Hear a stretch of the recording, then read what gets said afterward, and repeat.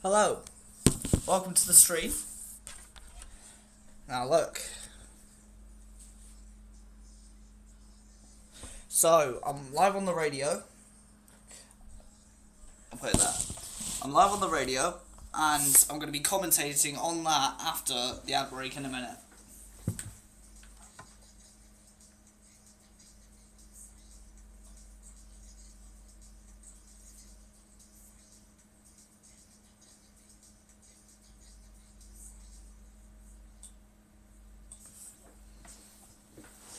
So yeah, I think it's the first time I'm doing a radio commentary, which is going to be good.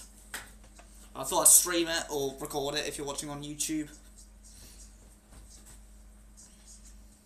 You might see the F1 sim racing stuff in a minute if I was able to get the footage. If not, then oh well. Cool, on this worry, payroll services. So 130.6.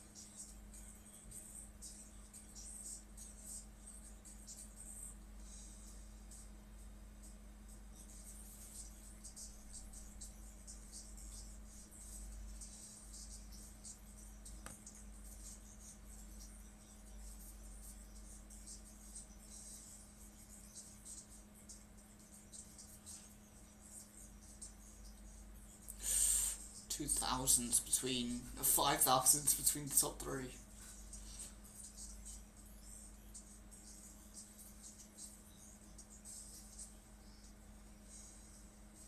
Right, one more advert and then we'll start.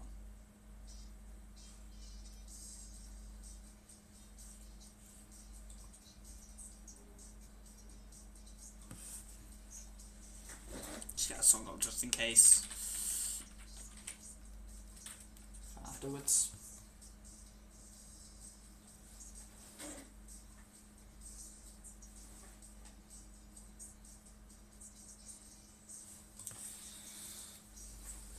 Here we go. So we are back, and there isn't going to be music playing for the next 5 minutes because we are tuning in to F1 sim racing, the F1 game, the highest form of F1 game competition in the world. So it's not the real life F1, but it is the virtual world, and the best drivers in the virtual world, which means they are the most precise compared to the real life drivers. The real life drivers have to survive with the shaking and the G-force and the grit of a Formula 1 car and what it puts them through. But here in F1 sim racing, it's all about precision here in qualifying. So we have 4 minutes left. We're on board with Duncan Hoffland in the Aston Martin at the moment on the footage. Obviously, you can watch this on YouTube and on Twitch, or you can listen to my commentary on this as I'm trying to be a commentator in the future. But Ismail Fashi on top with 3 minutes and 43 seconds left on the clock. We have Thomas Ronhard 0.02 of a second behind, and then Frederick Rasmussen 0.05 off the pole time as well. So 3 cars within 0.05 of a second of each other. That is incredibly close, and you can expect those gaps all the time, even in the races here in F1 sim racing, which is quite incredible. On board with Jarno Otmir, the champion from last season, the 3-time champion of sim racing, looking for his 4th, but currently in 5th, behind Alfie Butcher, who is 75 thousandths off the pole time. Here in China, in Shanghai, obviously the real life F1 was in China just last week, where we saw Kimi Antonelli take his first win in F1 in real life. But who will be victorious in the virtual world? We have Danny Barasne, who is always a strong contender in F1 sim racing, the tallest guy there, and someone who is very highly regarded. And he's set the exact same time as Nicholas Longaters Ismail Fassi retires from the session. He doesn't think he can do any better. So Ismail Fassi, who's currently on pole, is out of the session, along with Alfie Butcher, who is driving for the McLaren, I believe. I am right. So two of the top 4 are out of the session and are not going to set a better time. But Danny Berezne looking like he wants to set a better time, because P8 doesn't look like it's going to satisfy him for the moment. Otis Lawrence needs 3 thousandths to get ahead of Jarno Opmeer in 5th.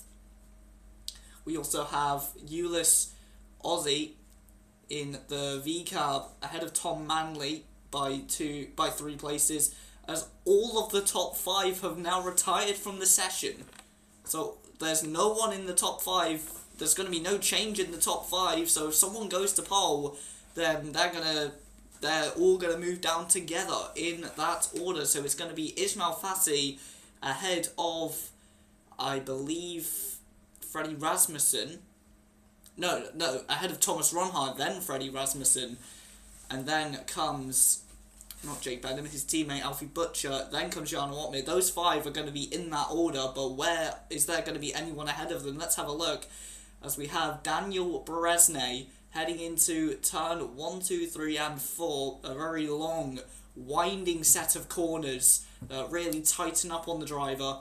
As heading round the long right-hander, tightening up, and then through the left-hander, which kind of opens up, goes out wide, and you want to carry the momentum out wide. As now it looks like Berezne is going faster by a mere 0.02 of a second. But is he going to lose time on the exit of turn 6? Ooh, a little bit of time. He goes down to around about 1,000th quicker than his previous time in that Alpine sim racing car. Heading round the S's now into turn 9 and 10. A very decent set of corners that swing to the left, and then into the golf club of turn 11, 12, and 13 all the way around for Daniel Berezne, who will take the crown. As here comes Berezne. He's coming out of the he's coming out of the third last corner. He's going down the 1.2 kilometre straight, which ends in 3, 2, 1. Now he hits the brakes and turns in very sharp compared to real life.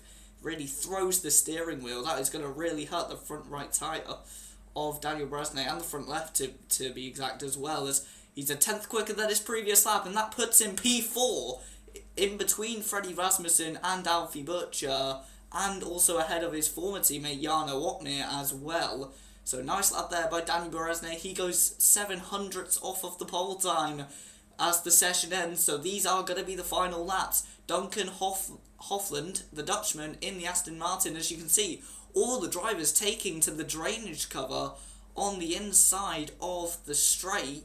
It looks like that bit is smoother, so they carry more speed. As Nicholas Longate takes pole position by 9 thousandths of a second over Otis Lawrence, who goes 9 thousandths quicker than Ismail Fassi in the Ferrari. Here comes Duncan Hofland. Can he do anything? As Julian Klaffenblock in the Mercedes, he takes 6th place, and Jake Benham goes up to 13th. Duncan Hofland goes behind Jarno Opmeer in 12th. We have Joris Crescent. Sorry if I've butchered that name, but he is in P7 ahead of Daniel Berezne, and over the line for not for Otis Lawrence, the other Aston Martin. That is the end of the session. We have John Evans in P18 for the Ferrari. Not the best way to start his season. But we have Nicholas Longate ahead of Otis Lawrence in the Williams, and then comes Ismail Fassi. So you can tune in to watch the race of that starting order later on the official Formula 1 YouTube channel, and you can see the chaos of the virtual world around the Shanghai International Circuit. Meanwhile, we're going to play a double Lovejoy song combination. We have Taunt by Lovejoy, then comes Portrait of a Blank Slate, should I say, of Lovejoy. So, here we go.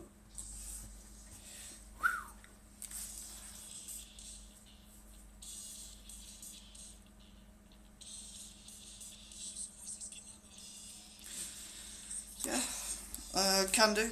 Sorry I didn't see that earlier, because I was commentating, but yeah, sure.